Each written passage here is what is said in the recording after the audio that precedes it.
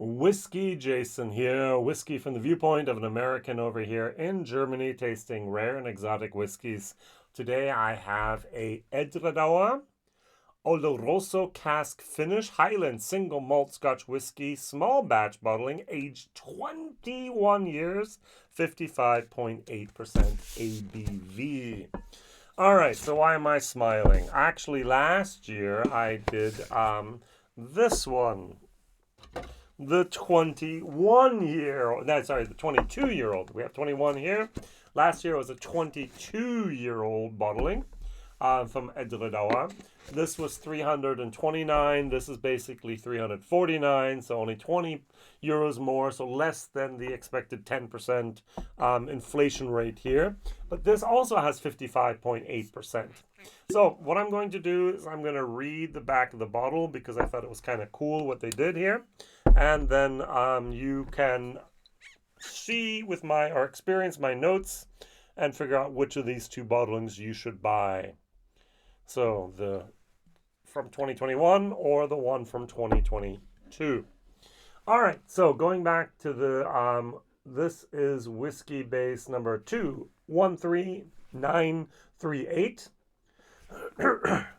And we have the following information. It says here, distilled in November of 2000.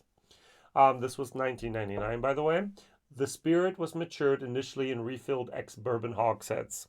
So if you go back to the history of Edradour, 1982, Edradour was purchased by the company which later on became Pernod Ricard. All right, so it was in the family of Pernod Ricard until the year 2002. When Mr. Symington from Signature Vintage actually bought the distillery. So very briefly here, Edradour, it's owned here by Andrew Symington. He bought it for an amazing amount of £5.4 million. In the meanwhile, he's actually built a second distillery on the same property, basically mirrored it. In 2018, he started, I think it was finished 2020. And now they actually can distill up to 200,000 liters of distillate every year. The amount of peated distillate has dwindled down to about 10 to 12,000 liters. So less than 5%. Sorry, guys. I know there's a lot of people in Germany that love the Balachin, the peated Edradour, but it's becoming less and less. Good. So Andrew bought the distillery 2002. And what did he do here? This was made by Pernod Ricard.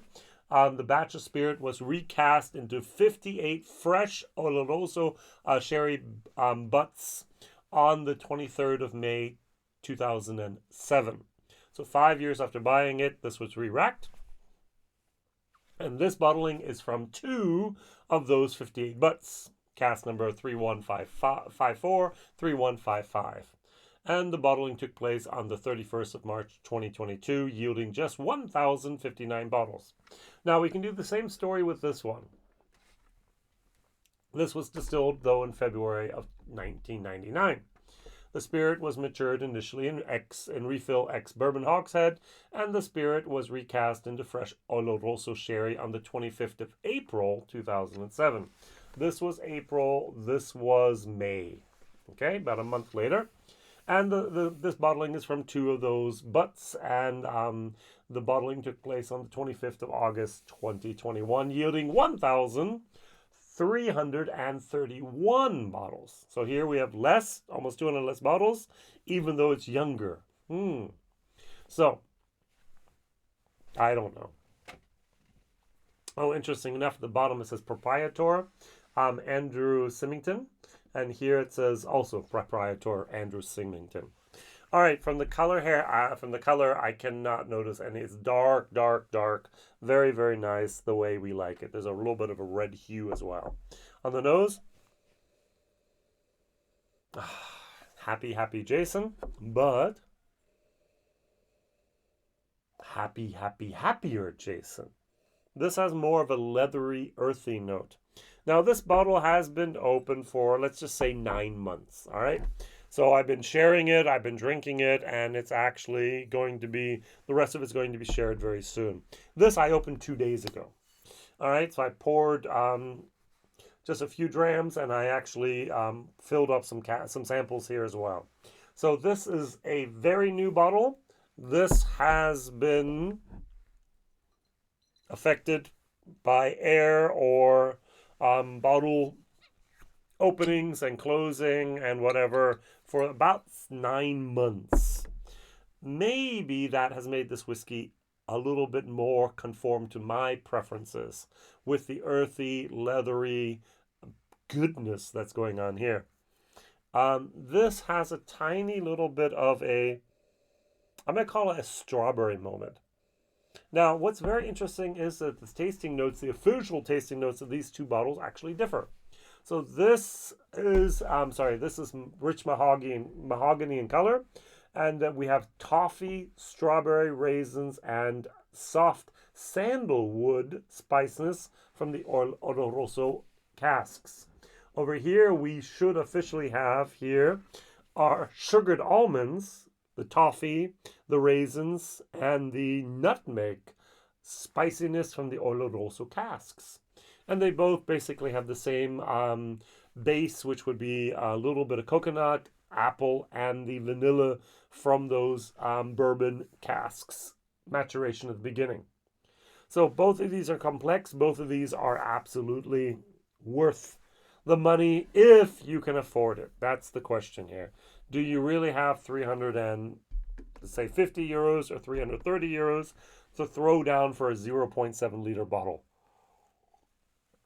Most normal people in the world do not. All right, we have 600 and almost 700 euros here on the table.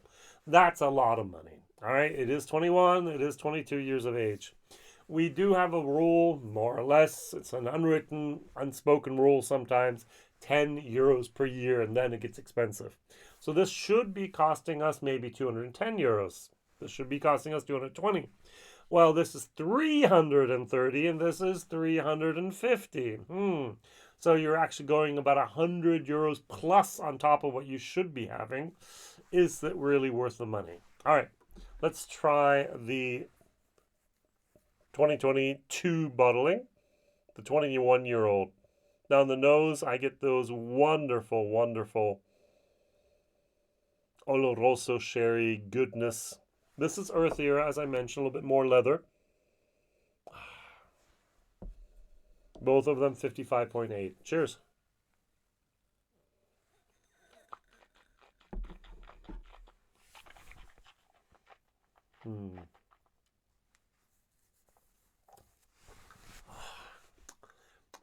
That is good. This is an A- good. There's a little bit of a heat. It's 55.8%. There's a little bit of that strawberry jam. I'm thinking of freshly biscuits, fresh out of the oven, with a little bit of fresh homemade strawberry jam on them. Scones. Let's go for, if you're in Britain, it's going to be scone. If you're in America, it's a buttermilk biscuits, and with that freshly made strawberry jam. It's good. It's really, really, really good. Unfortunately, this 2021 version is, in my personal opinion, just a tad bit better.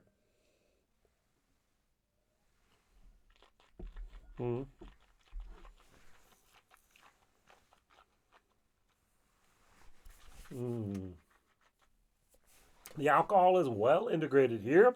The alcohol is superbly integrated here. There's a thickness to this whiskey that does not have. I don't think open bottle effect has anything to do with the viscosity of a whiskey. I might be wrong. But the viscosity, the thickness, the oiliness, the creaminess of this whiskey is just absolutely mind-blowing. This is an A whiskey. I do not give A's lightly. This is an A. Scratching on the A+. All right, this is a mind-boggling experience of a whiskey. Now, this is good. This is very good, but it's still just a tad underneath that. Now, the alcohol is a little bit more forward compared to this. And I'm really missing those earthy, leathery notes. I'm getting more of that fruitiness. That's what I meant. This was our sugared almonds with the toffee, the raisins, and the nutmeg. Maybe I get the nutmeg here. We have the toffee first, then the strawberry, then the raisins, and we have sandalwood spiciness. And I'm not really sure if I want to have that sandalwood spiciness in my wonderful Edradour 21 small batch Oloroso cask finished experience here.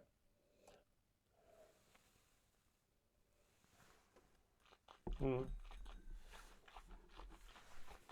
Mm. If I had the chance, seek out one of these 1,331 bottles. I have two. This one and another one stashed away.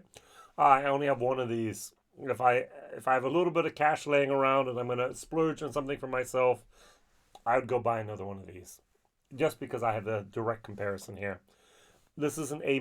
Now, value for money. As a normal whiskey drinker, these both are a D. We don't need them. We really, really, really don't need these whiskeys. Does anyone really need a supercar? No. All right, you just don't need it. But if you can afford it and you want it, this is actually a fairly good value for money for this mouth orgasm that you're given with these whiskeys. Unfortunately, I do not think you're going to see these in travel retail. I might be wrong. I do think you're going to see these whiskeys here in travel, in our specialty stores. Masters of Malt has it at the moment, for example, for 304 pounds. Germany goes for about 350, as I mentioned. Even the Netherlands have it here for about 400 euros for Netherlands. Yeah, you can find it at different places for different prices here. I would give it a C. Value for money, if you are looking for this type of a flavor experience, if you're chasing flavor, this could be something you could look at. Now, alternative. Most of us just don't have 300 plus euros laying around. We can throw it a cask. If you can find the Edradour Caledonia 12-year-old, buy that instead. Is it as good? No. Is it close? Yeah. Is it in the same ballpark? Yeah. All right. Same distillery, same wonderful oak casks, sherry casks, goodness.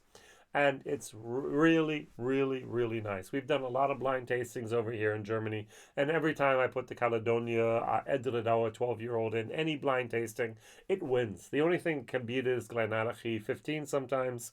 But you want a sherry monster. You want the perfect balance of goodness. That's what you should go instead for. All right, so it has a wonderful blue flag on it from Scotland and Caledonia. Another word for Scotland from Edradour. Very, very good products. I like Edradour. I like most of their things. Do they use too much sherry? Sometimes, yes. Do I like too much sherry? Sometimes, yes. Are the prices a little bit too expensive? Comparatively to other things, I would say not really, but are they competitively priced and a good bargain for money at this league? No. All right, that's why I'm trying to give you alternatives here. So they used to be straight from the barrel, also some nice things, not as old as these are with 20 plus years, but sometimes some of those were really, really nice. Thank you very much for watching, liking, subscribing, sharing, telling others about this crazy guy over in Germany tasting 21 and 22-year-old Edradour small batch editions here, comparing them and finding last year's better. And I think it has a little bit to do with the open bottle effect, but I'm not 100% sure if that's it. I think there's more to it. Thank you. See you soon. Whiskey Jason here. Bye-bye.